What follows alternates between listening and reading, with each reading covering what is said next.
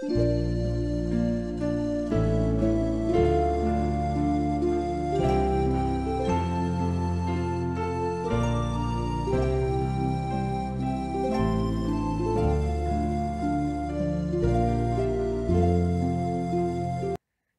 Bapak Ibu dan saudara-saudara yang dikasih oleh Tuhan, salam berjumpa dalam Renungan Harian HKBP Jambi.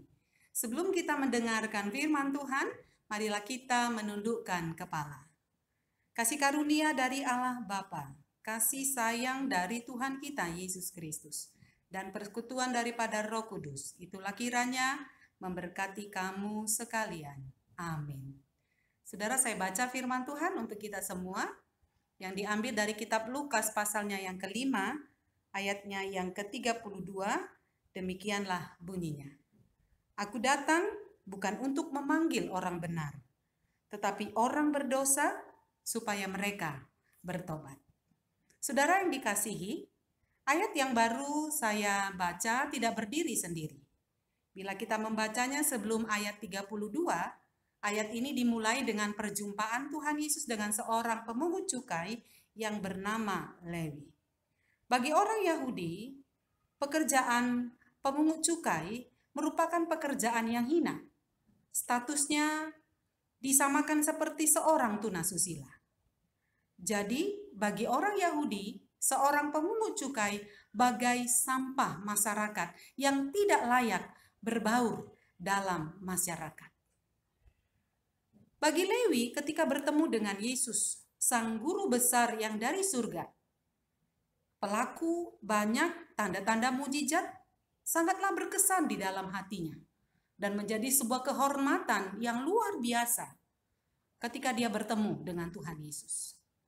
Karena itu pantas sajalah ia mengundang Yesus makan ke rumahnya dan mengundang teman-teman sejawatnya untuk bergabung dan makan bersama dengan Tuhan Yesus. Saudara, dari perikop ini kita tahu bahwa Yesus punya sifat yang luar biasa. Dia sangat terbuka terhadap orang Lewi yang berdosa itu. Tidak dianggapnya Lewi itu seorang yang najis. Saudara yang dikasihi oleh Tuhan, tetapi Yesus melihat Lewi sebagai manusia yang utuh, seorang berdosa yang membutuhkan Tuhan. Sama seperti seorang yang sakit membutuhkan seorang dokter, demikian Yesus melihat Lewi ini membutuhkan Tuhan karena dia seorang yang berdosa. Karena Tuhanlah yang menjadi penyembuh atas dosanya. Hanya Tuhan yang sanggup memulihkan, mengubah merahnya dosa dan menjadi putih seperti salju. Perjumpaan Lewi dengan Yesus telah mengubah hidupnya. Ia meninggalkan kesibukan lamanya sebagai pengumpul pajak, kemudian menjadi saksi bagi orang-orang banyak dengan memilih untuk mengikuti Tuhan Yesus dan menemani Yesus berkeliling-keliling tanah Galilea dan Judea. Saudara, dari ayat ini kita belajar bagaimana Tuhan memanggil siapa saja yang dikehendakinya. Apakah itu pemungut cukai? Apakah itu penganiaya, pengusaha, guru, pegawai, bahkan orang-orang jahat sekalipun.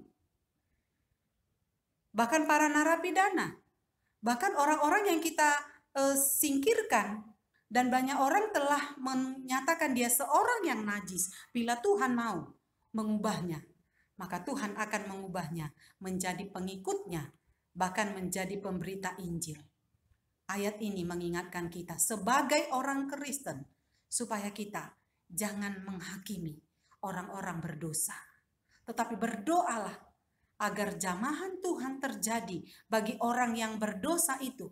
Karena lebih baik menjadi orang Kristen karena hasil perjumpaan dengan Tuhan, karena hasil pergumulan pribadi dengan Tuhan, daripada menjadi orang Kristen hanya karena keturunan atau hanya karena KTP saja.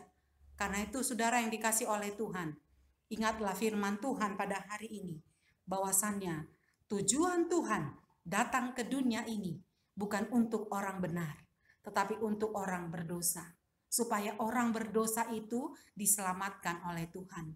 supaya orang berdosa itu dipulihkan oleh Tuhan dan bertobat menjadi pengikut-pengikut Tuhan yang handal, sehingga orang berdosa itu dipakai oleh Tuhan secara luar biasa. Saudara yang dikasihi oleh Tuhan, ketika Tuhan sudah bertindak, maka tidak ada yang mustahil baginya. Nah, ini menjadi doa kita bersama sebagai orang-orang Kristen yang ada di tengah-tengah dunia ini. Kita terus berdoa agar bertambah-tambah jiwa-jiwa yang mengikuti Tuhan, agar bertambah-tambah jiwa-jiwa orang yang mengambil keputusan untuk dapat memberitakan Injil. Tuhan tidak peduli apa latar belakangnya. Tuhan tidak peduli apa statusnya, tapi Tuhan sangat peduli dengan hatinya. Hati yang mau bertemu dengan Dia, hati yang mau dipulihkan dengan Dia, hati yang mau datang kepadanya. Tuhan jauh lebih menghitung hatinya daripada statusnya. Ini doa kita, saudara. Mari kita berdoa untuk orang-orang yang di penjara, supaya di penjara pun mereka bertemu dengan Tuhan. Mari kita berdoa buat para koruptor, supaya mereka pun, saudara, bertemu dengan Tuhan, bertobat, dan meninggalkan segala kejahatannya. Karena kita yakin ketika mereka meninggalkan segala kejahatannya, mereka akan dipakai oleh Tuhan dengan luar biasa. Tuhan berkenan untuk kita semua, untuk kekristenan kita, untuk hati kita, dan hati orang-orang yang ada di dunia ini. Amin. Kita berdoa. Bapa di surga, terima kasih untuk sabda-Mu. Kami bangga memiliki Allah seperti Engkau. Engkau tidak mencari orang benar, tetapi Engkau mencari orang-orang yang berdosa. Karena itu pakailah hidup orang-orang percaya di tengah-tengah dunia ini untuk menjadi alat kesaksian Tuhan. Dan biarlah melalui alat kesaksian Tuhan, maka ada banyak jiwa-jiwa yang diselamatkan. Tolong kuatkan kami Tuhan.